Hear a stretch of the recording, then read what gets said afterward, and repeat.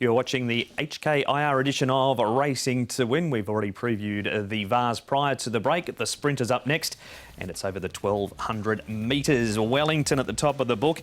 He had that lameness issue after running 6th in the Jockey Club Sprint last time. Skyfield was last year's winner, looking to go back-to-back. Gendarme across from Japan. Lucky Swainess, the Jockey Club Sprint winner, super wealthy. He's a Group 3 winner, but over the 1,000 metres. Naran Huleg comes here after running third to Gendarme in the Sprinters Stakes. Stronger, Hugh Bowman takes the ride for Douglas White. Singapore represented by Lims Kosciuszko. Cordyceps 6, stablemate of Wellington. The John Size pair, Courier Wonder and Sight Success.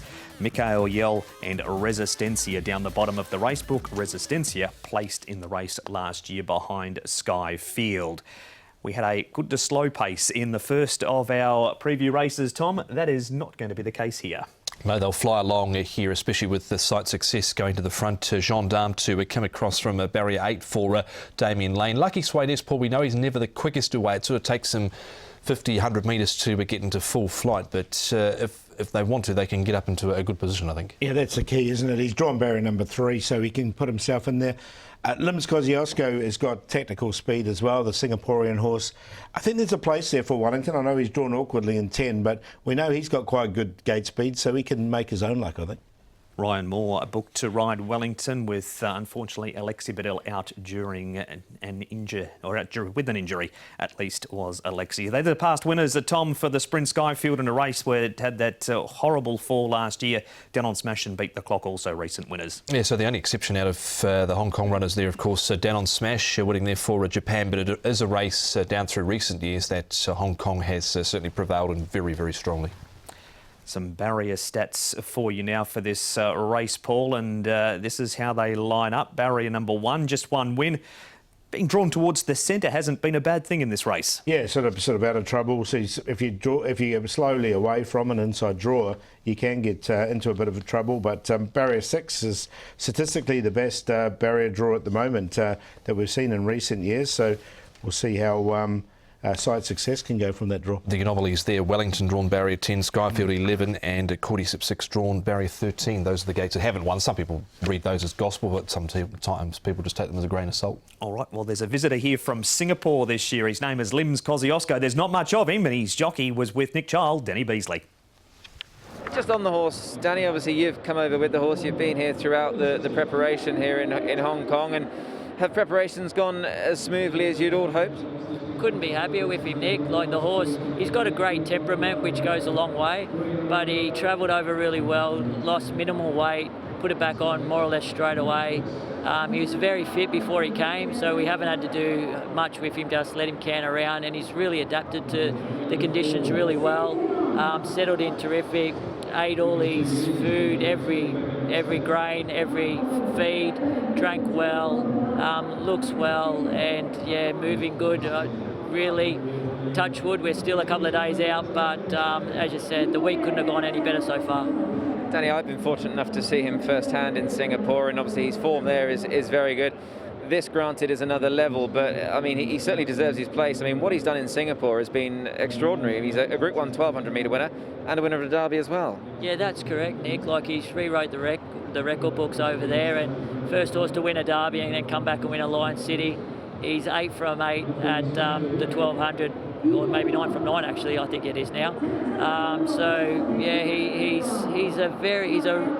only a little fella, but he's got a big heart, plenty of fight, and he knows how to win, and it's great attributes.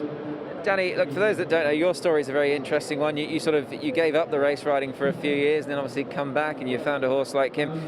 You're also due to disembark from Singapore and head back to Australia. So this is a great sort of fanfare and farewell to Asian racing, if you will. Yeah, certainly, Nick. Like, I retired in 2017, then went and worked with Daniel as his assistant trainer and sort of looking at different avenues of the industry.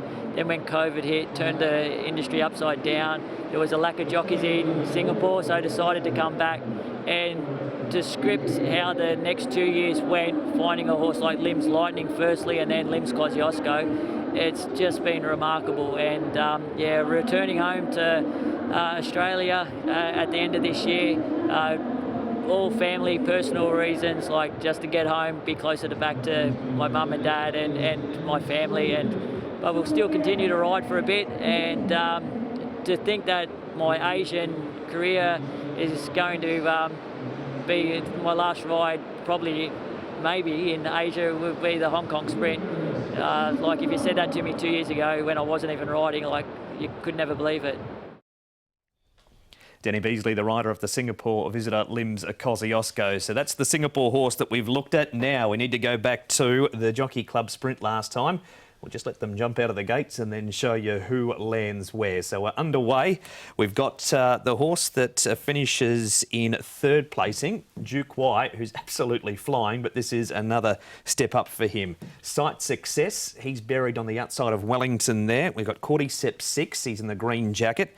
Wellington, he's obviously away well, but had excuses coming out of this race. Stronger misses the start down on the inside. Skyfield away better, but not quite as sharp as he was in the race prior. And Super Wealthy, probably looking for 1,000 metres, Tom, but this is his last effort over 1,200. Yeah, certainly. We can see how fast Wellington jumped away there from the machine. You can see Stronger was slow out. Duke White goes back. Courier Wonders back there as well with Skyfield. He jumped really well, Paul did, Wellington. He might have got a little bit fired up sort of coming down the side as the horses came across him there, but Lucky Swainish right behind them there midfield. Yeah, well, he got the perfect run, didn't he, Lucky Swainish? And look, he should get a similar run as well coming up from barrier number 3, so he's definitely going to get his opportunity. Wellington had lameness issues after this race, so there was clear excuses for him, but they're the two main ones I take out of I think it definitely showed this time round that you don't necessarily have to be right up at the pointy end here with Lucky Swainish. Zach saw all that speed going forward. He decided not to get involved in that. Yes, he did have the pull in the weights this time round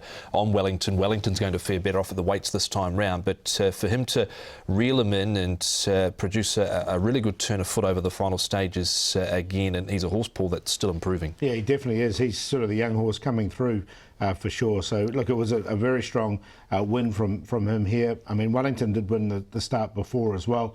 And if he's right, we know Wellington's a very good sprinter. I really would have entertained the horse out wide at Cordyceps 6 for this race, but it is the barrier draw that does worry me. Yeah, me too. I think he'll try and find some cover wide, but look, the barrier draw definitely put me off there. It's a comprehensive look at the Jockey Club Sprint last time. Now we're going to head to Japan for the next replay. This is the Sprinter Stakes.